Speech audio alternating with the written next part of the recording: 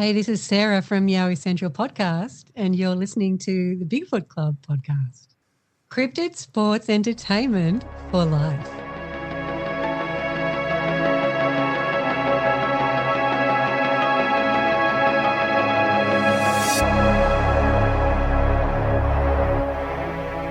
Hey everybody, Bigfoot Club, Season 7, Episode 23. Bigfoot Bob, I'm here with my nephew, Skookum Steven. Happy Thanksgiving. Yes, happy Thanksgiving. So this is the Thanksgiving episode or edition of the Bigfoot Club. The Thanksgiving special? Thanksgiving special. The third plate? The third plate. Ooh. And we have in the club today, Felipe Big Dog Mendoza. He's back. Big Dog. What's up? What's going on, man? Oh, just chilling. Yeah. Yeah. I'm real excited about talking to you today. You sound like you just woke up from a nap. I did. It was like one of those naps. I woke up and I didn't know who I was, where I was, what year it was. Had lines on across your cheek. And saliva all over the pillow.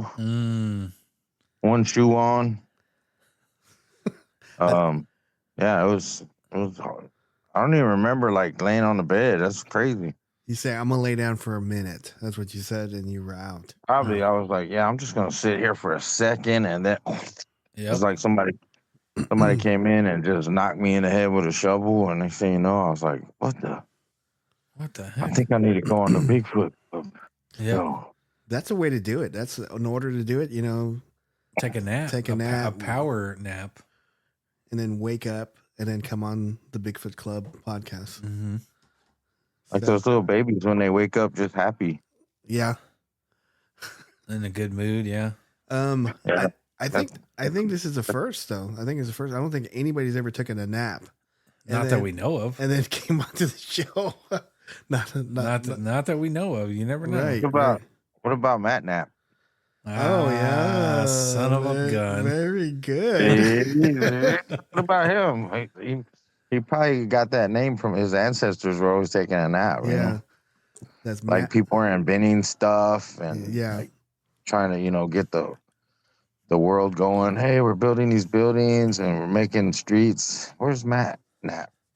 Oh, he's taking a nap. Somebody got to take naps. So you know what? Yeah.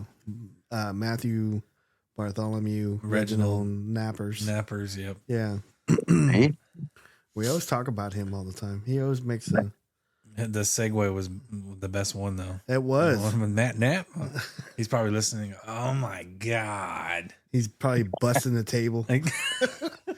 What's up, homie? See, I got to say, give him a shout out. What's up, homie? Yeah, Yep. for sure. Man, it's been a while. Man, I'm sorry. You should have got yourself a drink. I know I should have. Big Dog, it's been a minute since you've been on the show. What's been going on with you? Life. Yeah. Yeah, I got tired of being broke. So I got my CDL. Oh, nice. Yeah, so now I'm like tired and broke. So you're driving around the whole United States or just the state of Texas? Just where I want to go. Well, I do go out of state. I've been to like Utah, Arizona, Jeez. Oklahoma, Mississippi, Arkansas, Louisiana. It's been kind of cool, getting around. See anything strange on the road? Yeah. Anything you want to share or talk about? I've seen a lot of crackheads in Arkansas. I've seen those people. You ever seen those pictures of people just slumped over sleeping? Yeah. Standing up? I see that out there. That's what that zombie drug, they're calling it a zombie drug or something like that, like a meth zombie thing where they're just I kind thought of. it was a joke. Oh, yeah. Because people were doing it at the yard, like playing around, talking about like crackheads and I don't know what they call those people, zombie heads. Yeah. And yeah, I'm cruising down the freeway and out in the middle of nowhere, and there's a dude just slumped over like that, still standing up, but like his spinal cord and everything from up went to sleep. He was taking a nap. That's scary, man. Because like, how do you what will do you have to stand up and be unconscious? That's almost like demonic or something. It is. It's kind of creepy. Because I did see it in like kind of in town in the area.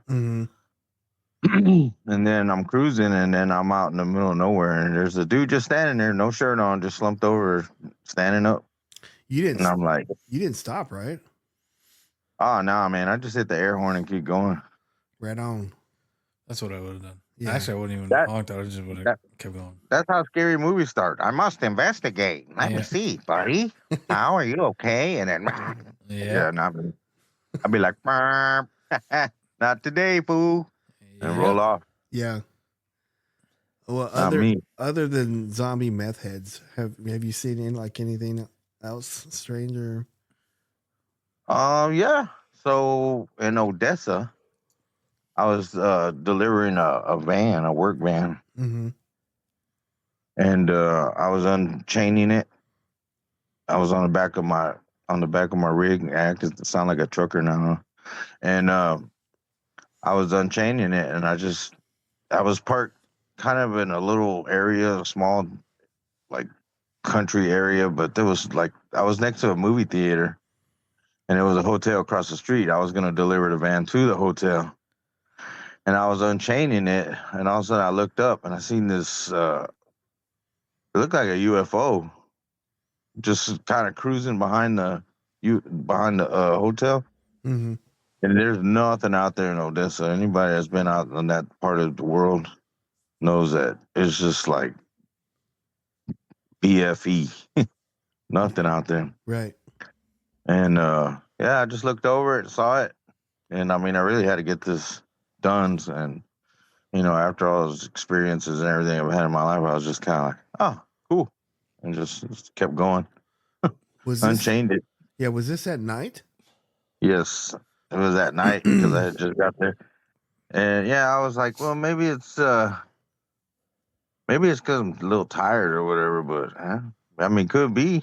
But it was like one of the weirdest things I've ever seen. Now I've seen UFOs before, but it was like nothing I ever seen before.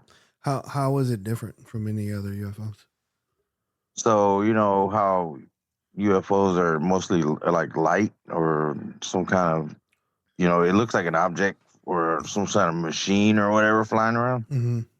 This one looked, it kind of looked like a black hole. Like it was sucking in the light, like just spinning, and it had like a kind of like, I don't know how to describe it. I guess it would be. I guess another way would be to describe it would be kind of look like a portal, but it was just flying. It was just cruising, and it was like absorbing light, and it was just weird. It didn't make any noise. I just kind of looked at it, stared at it, and watched it just go cruise on. And I was just shrugged my shoulders and was like, damn. So that's weird. Was it moving like fast, super fast? No, it was just kind of like just like in chill mode, just cruising. Wasn't fast or nothing. Just, I would say maybe about 15 miles an hour, maybe. Was it like pretty close to the ground or pretty high up? Close to the ground. That was the weird thing about it. It wasn't like up in the air. It was like more, it was lower to the ground. Like higher than the hotel? Trees or trees. No, probably about the same size, same height as the hotel because it flew behind it. And it was probably like a 4 or 5 story hotel. I want to say that I don't think I've ever heard anybody describe a UFO like a black hole. Yeah. Like it was sucking in light. It was black, and it was like there was light around the area, and there was nothing reflecting off of it, and it was in the night. You know how you got that light pollution kind of. I mean, this thing stood out in the light pollution, like black, and it was just spinning like a like a flying saucer would, like your typical flying saucer, but it was just absorbing light, and it didn't really have an edge to it, like a sharp edge. It looked kind of maybe a little smoky or foggy or whatever, Misty kind of. Now, Yeah. Felipe, did you happen to notice where, say, for example, any kind of time lapse? Did you miss any time or anything like that? I hope not, because my delivery was on time, so. Yes. Yeah. Maybe That's the you most were important. maybe you 5 were stars. late and it actually rewounded time to make it to Well, where you were on time. As long as the customer received it in the late time when it happened on time. We're confusing ourselves. I know. Yeah. That Twilight Zone stuff. honestly sounds like it's not the same aircraft or spacecraft or whatever, but it almost sounds like exactly what Mike Sulfur whenever he experienced his UFO. He had a lot of stuff going on with his story. Mm-hmm. Like he had like grays and small people, and I mean, I saw a lot of Mexicans. yeah, over in that part of Texas, yeah, you'd see a lot over there. In Odessa. Did you notice that anybody else see it with you, or you were just out there by yourself? I was out there by myself, and it was probably about 2 in the morning. Dang. Yeah, there wasn't very much traffic moving around. And I guess if I had to describe the size of it, I would say it was probably about the size of a small SUV. It wasn't very big. It was freaking weird. It looked like somebody threw a frisbee. It was in the middle of the night. And I was just kind of like, man, am I tired? Or, I mean, you can't really be like tired and all that because they keep track of your hours. So you can't be like where you're delirious. Like I can drive 11 hours and you got to shut down and get your 10 hours rest. And then you can start driving your 11 hours again. Yeah. So they try not to let you get all where you're hallucinating going, oh, I thought it was a stop sign. So I stopped in the middle of the freeway. I'll say this, Felipe, which I know I'm saying this because I feel really confident in you. You're a researcher. So when you see something strange, I'm pretty sure because man, am I seeing that right? Or, Yeah. Cause like coming from a research side, we don't, I think we have a tendency of over analyzing some stuff, but I think if you said you saw it, I'm going to believe you. Yeah. So did you call anybody, or did you call Tree and talk to her about it, or? Well, the thing is when you're on the road at like 1 o'clock in the morning, you can't really call normal people. Everybody's sleeping or, everybody's always busy. So she was probably knocked out at this time. Yeah. And I just wanted to get to my hotel because, like I said, I was probably coming from Houston to Odessa, and that's a pretty long drive. It is. And I think I had the option to bring it in the next day, but I'm the type that wants to get stuff off my truck as soon as I can so I can get something else on. Because it's about getting stuff on and off as quick as you can. That way you can have a good week. Mm-hmm. Yeah. And so, that's why I was trying to get this off. I was, it was on time, but I had the option to do it in the morning, but I wanted it off my truck. That way in the morning I can eat some breakfast, go through my, apps and see if I can find something to put on and make some calls and, start moving around. Mm. So, and then there was another one in San Antonio, I would say a couple months, maybe way more than a couple months before I saw that one. This one was like 2 cylinders.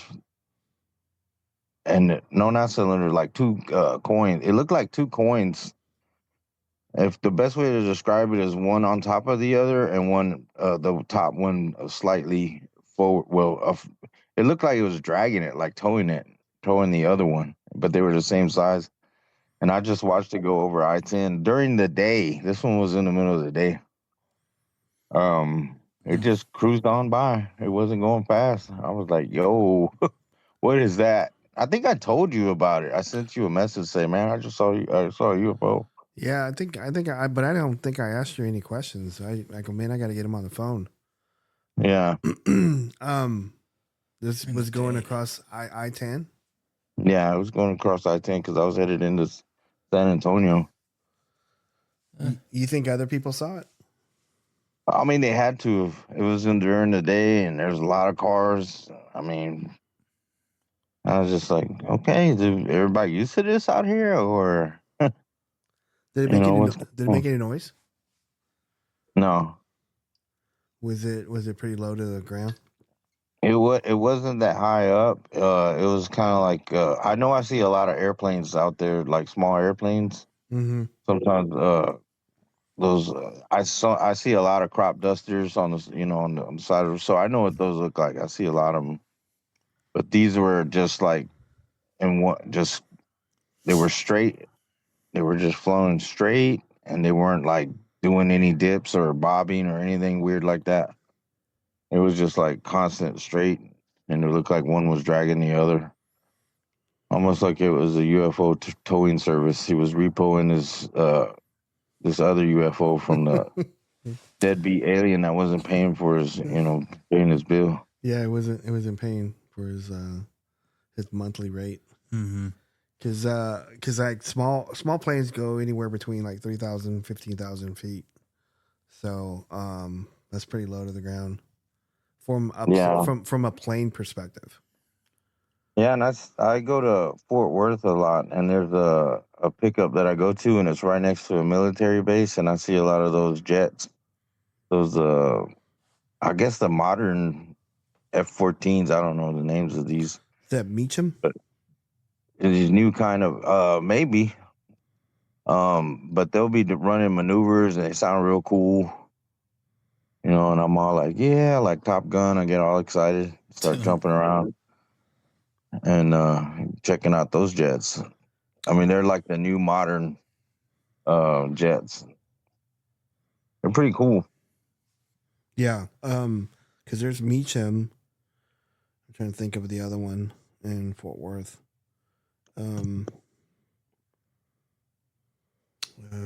It is Meacham. Yeah. Well, there's a naval air station, joint reserve base, and yeah, I had to make a delivery there one time, and I'm a licensed concealed or handgun person, right? And I forgot that you can't take those on the base. And I went on there, and it was cool. Everybody was a little small talk, everybody's just kind of, how I am. Yeah. And I'm talking to the guys, and then signing paperwork and everything, and they go, just out of the blue, they go, do you have any firearms or anything on you? And me being licensed and everything, not too shy about, yeah, I do, as a matter of fact. And oh my God, dude, they surrounded me with all their M16s and all that friendliness was gone. Oh, it was like, keep your hands where I can see them. Don't move. I was like, what just happened? Just dropped the pin and just like held my hands up. I was like, yo, don't turn me into Swiss cheese, bro. Come on, man. And then I was sitting in my truck, and they're like, where's the weapon at? I said, it's in the center console in my bag. And they're like, step out of the truck. Keep your hands where we can see them. I was like, oh, man. And I forgot, man. I've been doing a bunch of deliveries, and I'm in Fort Worth. There's not a place where I could just have somebody hold it for me or whatever. Yeah. So, they turned me around, send me out. So you didn't get to do your load or nothing? No, they wouldn't let me drop off. So I had to go. Luckily, it was another truck driver in the city, and I was able to, from our team, and let him hold it.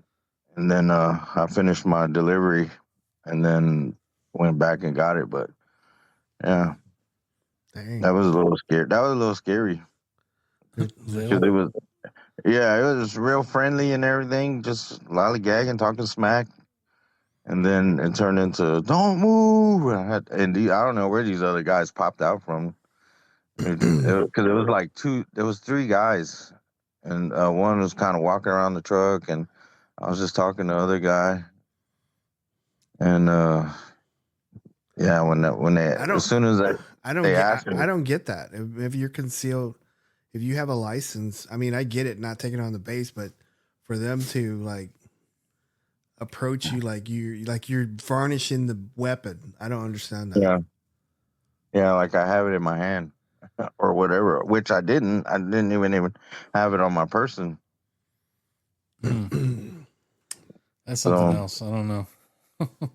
Yeah, it's weird, but I mean, I understand. I just, how they have those shootings on base, and I mean, it's crazy that they don't allow them to protect themselves. They're in the military, but they do what they do. Do you let me ask you a question. Do you since you've been driving, have you gone through like the Angelina National Forest or the Davy Crockett or Sam Houston?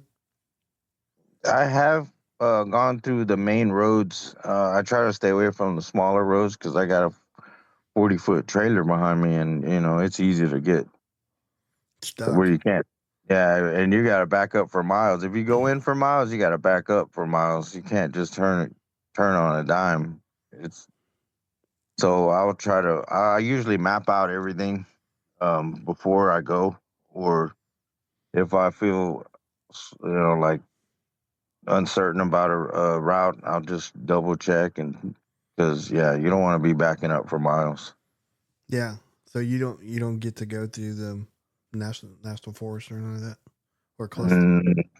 No, not on like dirt roads or anything like that. I try to stay away from that. Okay, smart. I just wondering, since you're a Bigfoot researcher, you run into. I do go into some areas like when I was out there in Arkansas and all that stuff. I'm always looking. I'm always waiting for one of them to be standing on the side of the road with his thumb out. Yeah. Which way you heading? Right. Maybe wearing like some little shorts or something, Big dog. Really trying to get a ride. Nah. Really trying. Like, damn, bro. I need you to take me to this other forest. Right. Has anybody reached out to you with any Bigfoot stories or anything like that? Sometimes people start talking about weird stuff. So my truck, right? The Yeti. Yeah, the Yeti. I've been driving it as a daily driver just because we need an extra vehicle. So I've been driving that one. Mm-hmm. And there's a guy that we moved to a different yard, and it was a guy that lives out there in the yard. Kind of weird, but hey, he's watching our trucks 24 hours a day, so hey, it's all good. Made friends with him. He doesn't really speak English that good, but he just was asking me about Sasquatch because he's in the truck and he's like, "Hey, Bigfoot," he's got he doesn't, he's a little broken English, and he really wanted to talk about it, and I was trying to, my Spanish isn't that good. Then he's using, I guess like big science Mexican words in Spanish. Yeah. And then he was watching a video. You remember with Mike, what's his name? Where he was hunting and he was up in his deer stand and he saw one and it started chasing him. Yeah. And I told him that I knew that dude. Really? Yeah. And he's like, really? And he started asking me a bunch of questions about it. And and then I started just talking about stuff and telling him where we go and all this stuff that he asked me, do you go, I guess, like Bigfooting and stuff like that. And I'm like, yeah, I've gone a couple of times, and kind of asking me where, and yeah. You know, And I wonder if he had a story. I wonder if he had a story to tell. well, he told me he was hog hunting somewhere. I think somewhere in Texas. He was trying to tell me, and he said that they were, you know, he was more talking about the pig and everything, but then he just told me that there was one time, I guess he was saying he was really scared because of something walking around or whatever, and yeah, he was thinking it was one of those Bigfoots, and then he was telling me about another guy that he talked to that was in Alaska, and he was telling him that he saw a white Bigfoot with like a monkey face. He was saying, yeah, and he said he's like a customer of his. And I told him that I would like to talk to him, and he said next time that guy comes around, he'll come get me. Right on. Or if I'm around, yeah.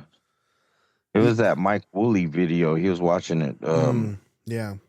And I spoke with Mike Woolley a couple times whenever. Well, he used to message me, and I mean, he would just talk to me like he knew me forever.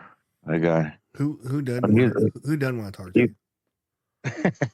He was real good friends with my cousin Lupe. And I guess he just started talking about me, or wanted to talk to me, and we just started talking. And yeah, he invited me out to a couple events that were going on out there where he was from, and I thought it was kind of cool, you know. And then like later on, they said that he had passed away, and I was like, oh man, that's crazy. We were just getting buddy, you know. And I was gonna have him on the show and everything, but it didn't work out. Yeah. Man, that always fascinates me. Like any kind of people from Mexico who have experiences. Because I know I've talked to a guy in Lamar County that had a Bigfoot sighting. He was cutting down some trees, and he said Rojo Chongo. You know, it was a red monkey. The red monkey. Yeah, it was throwing rocks at them whenever they were cutting that. They were clear cutting an area for a guy, and when they were running the chainsaws, this red Bigfoot came out and started throwing rocks at them, and they left. So yeah. Disturbing. And then Matt Reginald Nappers has got a story of a lady that she was in Mexico, like she was traveling from California to Mexico. And she was in Mexico, and they were driving to, I think the lady was driving to some resort or something, or some town, and there was a Bigfoot on the side of the road in Mexico. And he interviewed her, and like, what were they listening to? Anya. Yeah, Anya. They were listening to that one? Yeah. Yep. Weird how I knew that. I think it was a "Who Can Say When You're Low," something like that. And then whenever the lady made contact or eye contact with the Bigfoot, didn't the Bigfoot have like a shocked face? I don't remember if it had a shocked face, but it was like she said it was like leaning had his hand on a tree, and she couldn't see, like, I think the lower, she can only see like its shoulders, arms, and head. And it was at a bend, Felipe, and for some reason, do you get that, like, stories on when someone's traveling down a road and it turns, there's always a Bigfoot at the turn part. Do you ever get that? There could have been some on the other side, but you wouldn't really notice them because when you turn, you usually slow down a little bit. Right, right. And she said you pay more attention to what you're doing, your turn. Right. So that makes sense, yeah. Well, she was the passenger, and this other lady was driving, and she saw it, and she said that, you know, I think she told, I think I listened to it. She was telling Matt that she was explaining all, like, how the hair was hanging down from the arm, and it was like reddish brown, and she could see like its muscles on its bicep and tricep. I could have sworn, like she said, like he had like the Bigfoot had like a shocked face, or he was mocking. I don't remember. It was mocking her. Yeah, because she went, Like she made a face and then he mocked her. I think that was another story. That was one that Ken Marvel said. But Kid Marvel had a story like that too. But that Felipe, that was like really intriguing because it was in Mexico. And I know you don't, and I don't get a lot of stories in Mexico about Bigfoot. So that was fascinating. I guess they need vacations too, man. Yeah. So he was there for the food, man. They like to go party. I'm going out there for Boys Town. Yep. He's getting his frijoles on. Yeah. I did hear one from a person that was coming to America, taking the different route where they were kind of walking through the mountains. Mm-hmm. And he said they were up on this hill, him and a couple other people, and the Border Patrol was down at the bottom with their flashlights kind of flashing around, so everybody kind of hunkered down. And he said that they were all kind of close together, all the people. And he said a little further down the hill, kind of like midway, he said this really big person just stood up. And then after the Border Patrol was kind of flashing their lights the other way, it stood up and started walking down the hill. But he said it was walking, but it was moving so fast, like it was like a person running. And he said it was just really fluid the way it moved. It was just like smooth and just cruised on down the hill, started walking up the other side. Is this like Texas, New Mexico border?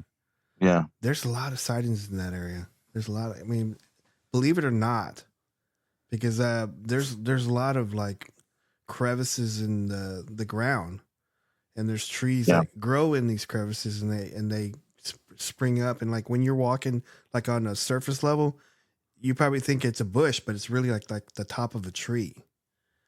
And, down in the bottom. Yeah, and then like those Bigfoots can move without even being seen. Oh yeah. So I totally believe that. Did they get a good look at it, or was it like a silhouette, do you think? It was a silhouette thing because it was at night, and they were using a flashlight. So, and he said it was a little bit further down, and they thought it was one of their people, and they're like, "Who is that? What? Is that one of us? And is that Border Patrol?" They got kind of scared. Yeah, they didn't know who it was or what was going on. I know it freaked them out. So, yeah.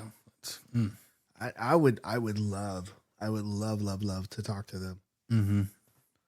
So I tried, but due to their activities, they really just they're like, "Yep, that's what we saw. Thank you. Have a good day." Yeah, and that type of stuff. Like they don't want to give too much detail or anything like that.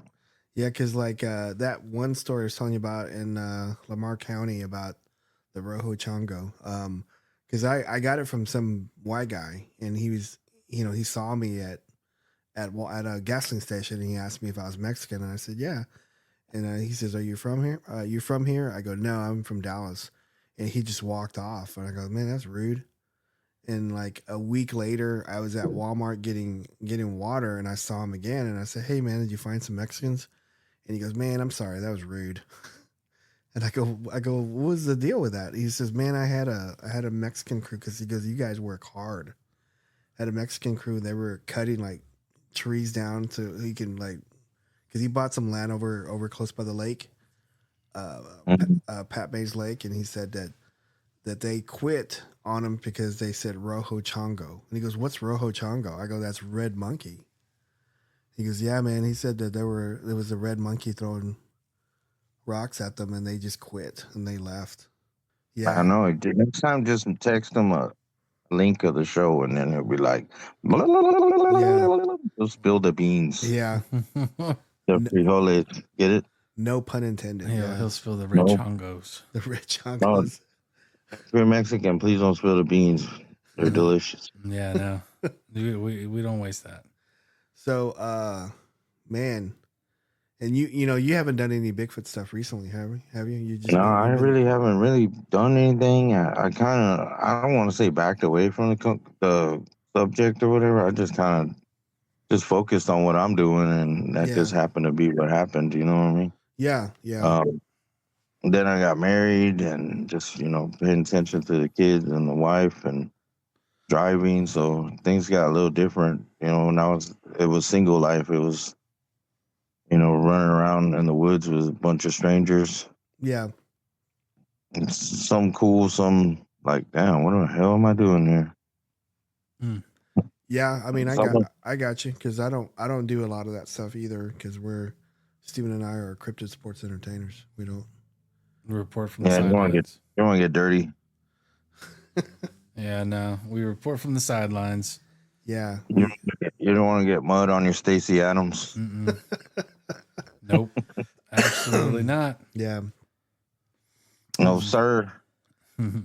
So what else you got going on? You're not you're not doing your show full time anymore, right? Yeah, I haven't had time to really sit down and do it. I think the last one I did, I interviewed a guy from New York that it wasn't even cryptid. Well, that's why I call it the random show because you just never know what I'll be talking about. Right.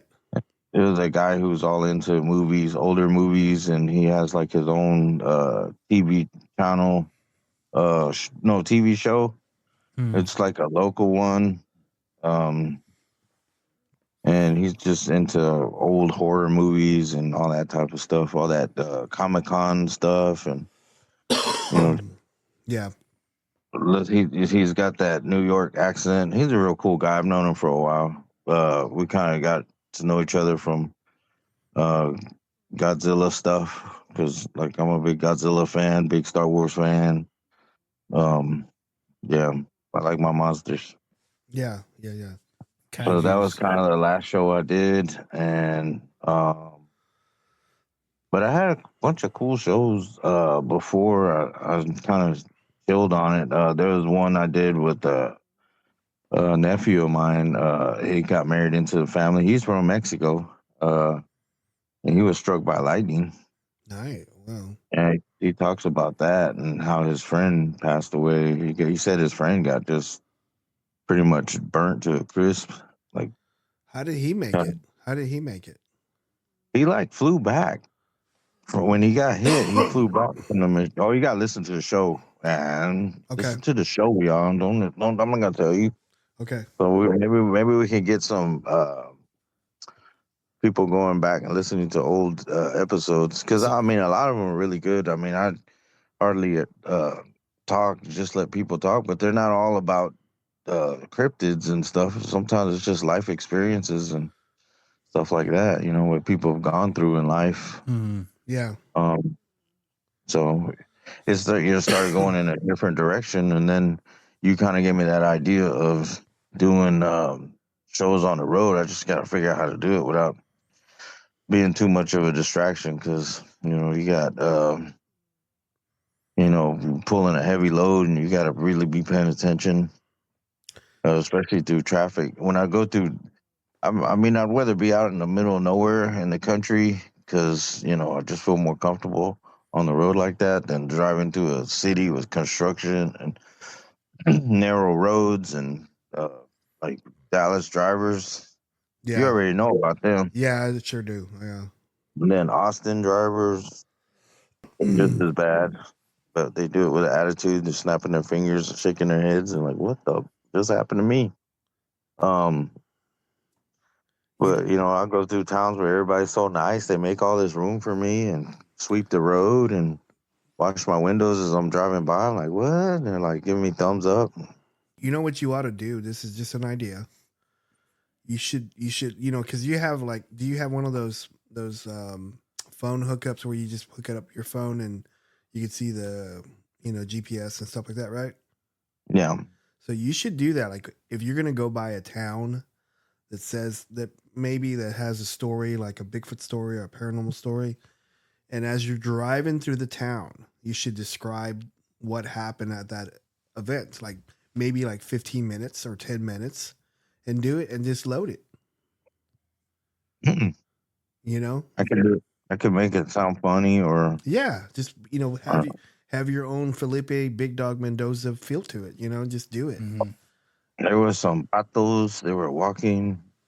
They just got out the club, and they saw La Llorona. Yeah, yeah. You should do and it. They ran and they dropped their chanclas. You should. And I'll throw a chancla on the side of the road.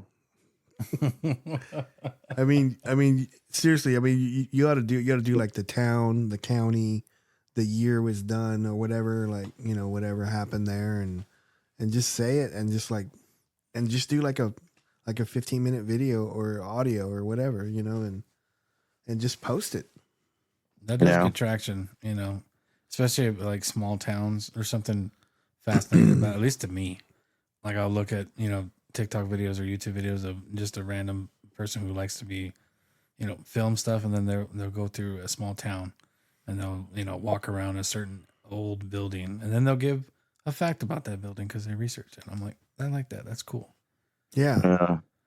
Well, sometimes when I'm doing this, it's like I'm just driving through the little town and I'm trying to get back.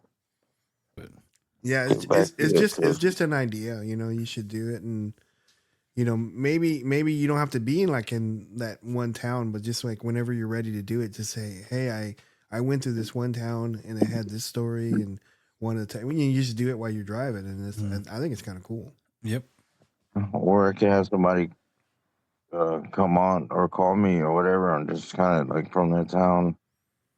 Yeah. And tell me what's up. What's going on in your little town, man? You got crackheads or zombies or Bigfoots or what's going on? Well, here in Silent Hill, we're leaving. Beep beep. Yeah, we leaving. Turn around. We be out. You can never leave. I see one of those triangle head guys dragging stuff. Pyramid head. Mm-hmm. What are they called? Pyramid head. Yeah, pyramid head, dude. It's foggy. Yeah, it's foggy for no reason. Oh, I've seen that before. Mm-hmm. I'm like, what is going on? If I hear banjo music, I'm out. Oh yeah, it's a goofy, weird sign to leave a town. Yeah. Sure. Done. I'm out. We out this bee. Mm-hmm. Yep. Or maybe, just like turn the phone around as you're driving down the road and just talk to it, and you could just see like the road moving, and you just tell whatever story that you're doing. Mm-hmm. Just change it up. I think you should do it, and I think it'd be a good a good touch, because I'm sure there's other people doing it, but you have such a good personality, and people just gravitate to it, and they want to tell you stories. And I think if you were to tell a story, like if you're going through a small town and had some incidents there, I think it'd be pretty cool. I just hope he didn't have a road rage. Yeah, here in this beautiful town, get the fuck off the road. People ride with me and they're like, "Oh my god, are you gonna go around this guy?" I'm just chilling. Nah, it's all good. I'm gonna get there, and we're all gonna be happy. Ain't no need for all that anger. And I don't have road rage. I've always been kind of chill. That's even awesome. If people cut me off, I'd be like, "You knothead, you knucklehead." Yeah, like I always say, yeah, you're gonna get there 7 seconds faster. Great. Yeah, I have people blow past me, and then here I meet them at the light. I'm like, what was all that for? Seriously. Yeah. So look at that. We caught up to you. What was the reason? I mean, the truck is harder to stop with a big load, so that's why I don't even fart around, because last thing I need is somebody jumping out of a ride and trying to beat me up. I'm gonna beat you up. And then I roll the window down and go, "Can I help you?" Oh. Thought the small dude was in there. Not Big Dog, the big dog. Can I help you, sir? Yeah. You can help me, Candy Cane. Oh yeah, and I see a lot of weird stuff at truck stops. A lot of weird people. Do you ever get? Let me ask you this question. Do you ever get like vibes about people? Like if you stop at a truck stop and you walk in and you just sense there's somebody in there that you have like a bad vibe about? Not really. I mean, I got like a lot of friendly people. Like, they all refer to. For a while, I felt kind of rude because I didn't know that drivers call drivers. They say, "Hey, driver." You know, that's how they call each other. You know, talk to each other. Right. Always heard people say, "Hey, driver," and I just kept walking because I didn't know they were talking to me. And they just kind of look at me rude, and I was like, "Oh shit, what's that about?" And here, uh, you know, I'm walking by, and some guy says, "Hey, driver," and I looked, I go, "Oh, you're talking to me?" And he's like, "Yeah," and we just start talking like some dude from FedEx, and it's weird how, and then we just talk to each other, like give each other medical advice. I had like a weird swelling on one of my shoulders up on top, like got all fluffy. And I started asking the guy about it. And he goes, "Oh yeah, man. Sometimes the drivers get that. It's just holding on the steering wheel a certain way, and then just pulling back and forth." And even my wife saw it. She was like, "What is going on with your shoulder there?" And I didn't even realize that was there. And then the guy's like, "Oh man, you need to move around. We all give each other advice, Mm-hmm. and check out each other's trucks for each other. Hey man, you probably need to check that strap over there. Oh man, appreciate it. It's always been a friendly vibe. Yeah. I never really had a run in with anybody that was mad or angry. Well, I didn't mean like the truck driving community. I just meant like somebody not a truck driver. You ever get like a bad vibe about them, or because you travel like a lot of different places and make a lot of I think stops. that happened in a hotel where I was in a elevator with a guy going up, and I think I kind of made some like little small talk, and he just turned around and looked at me like, don't talk to me, bro. And I was like, all right. And I just felt like, yeah, like just leave him alone, like he's got a chip on his shoulder or whatever, and he probably started throwing hands in the elevator, but that's pretty much it. And I just walked in my room and just locked the door and was like, please don't try to follow me over here.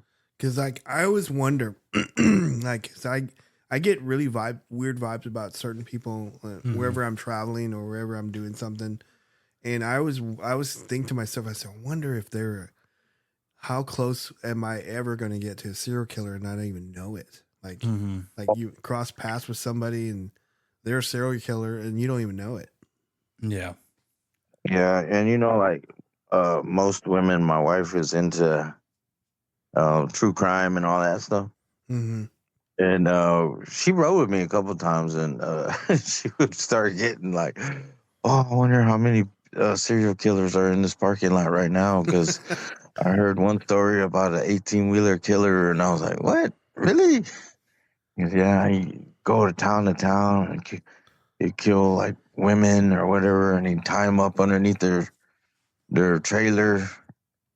And so now I always look kind of there people down in there. Yeah, there's a serial killer I think in Austin over by Lady Bird Lake. Oh yeah, There's been like so many bodies they find in this lake. And yeah, go ahead. there's a drop off that I had close to there. I don't and I think there's some construction going on. I was dropping off some crane parts, and two of the drivers just jumped in the water and started swimming around or whatever. And I'm like, "Hey, y'all better watch out, dude. They're killing feminine men." They're like, "Well, forget you, dude." Just joking around with them. Yeah. And then I was seriously Google it, and they did, and they were like, "Oh man, there really is a killer out here." I think we have one out here in Houston right now. We got like some bayou that they're finding people. They found a bunch of people. I don't know all the how many people they found, but yeah, for a while it was like almost every week they were finding one or two people. Is that off of 45? No, you're talking about. Are you talking about the killing fields? Yeah. I actually knew. I had a friend that her mom was actually murdered in that. Oh man. Yeah, and she was digging into it, and she was trying to get stuff figured out and all this stuff. It was kind of crazy. I mean, I didn't really know about it until she started talking to me about it, and I was like, oh man, that's some serious stuff. There was like political people believed to be involved or protecting certain people, and I was like, oh man. Yeah.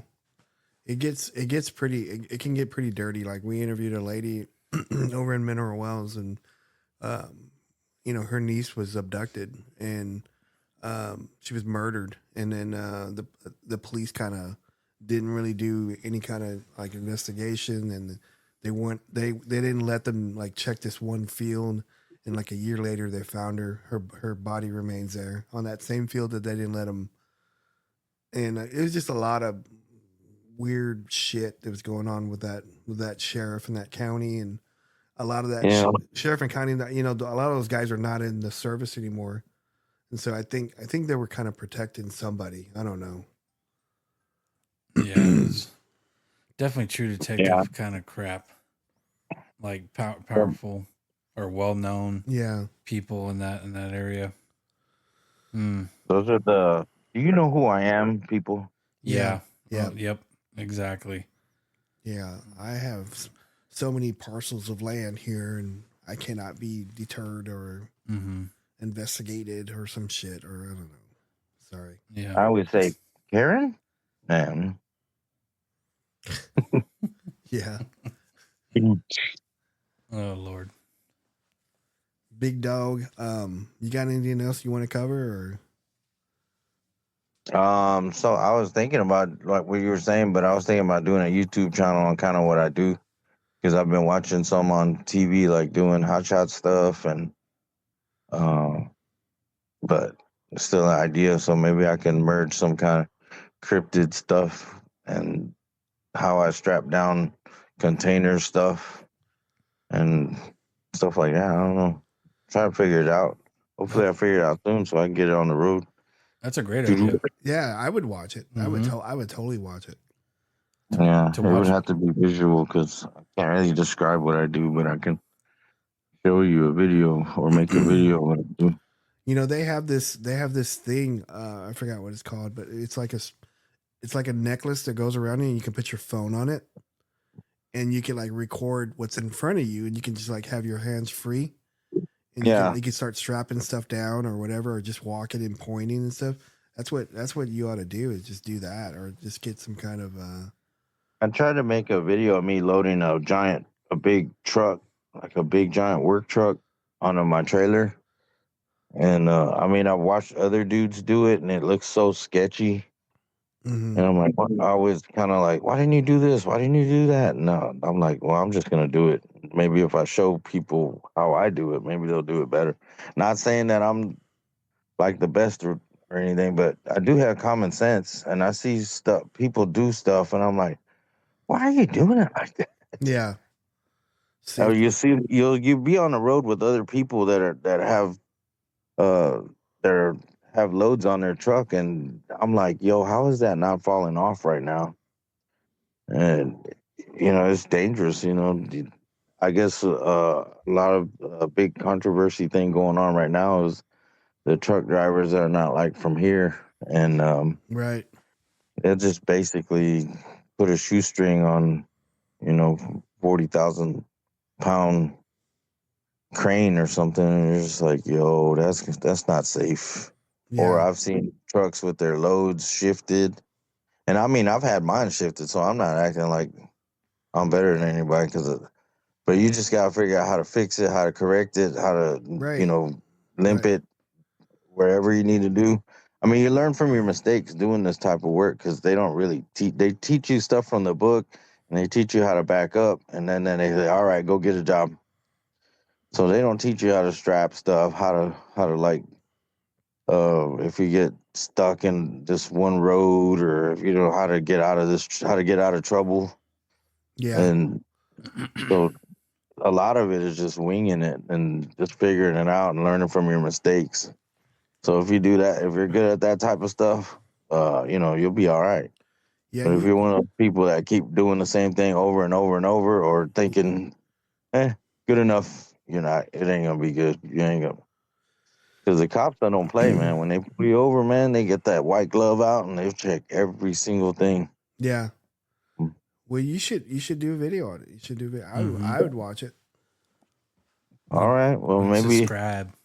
I'll look into finding equipment and whatever. Yeah. And see if I can do something. Because I have like a YouTube channel, but I think it has like some videos of me shooting guns and some of it like promotional stuff for my podcast. Mm-hmm. And then I think I was farting around with a camera. I had like a hummingbird or something flying in slow motion. Oh yeah. Oh yeah, it was pretty cool.